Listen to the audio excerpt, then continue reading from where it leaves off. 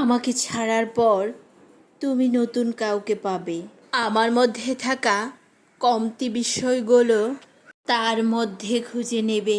সত্যি বলতে, তুমি প্রথম প্রথম তাকে পেয়ে ভাববে ভালো কাউকে পেয়েছ।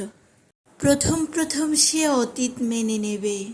তোমাকে পাওয়ার বা ইমপ্রেস করার জন্য যা যা প্রয়োজন সে তার সবটাই করবে।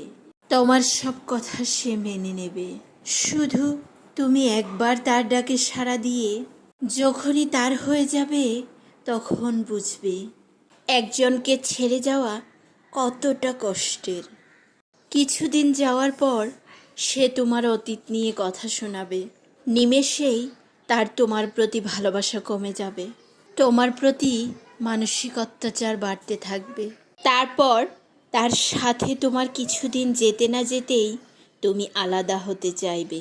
সেদিন তুমি বুঝবে যাকে তুমি ছেড়ে এসেছ তার মতো তোমাকে কেউ ভালোবাসেনি, আর বাসতেও পারবে না।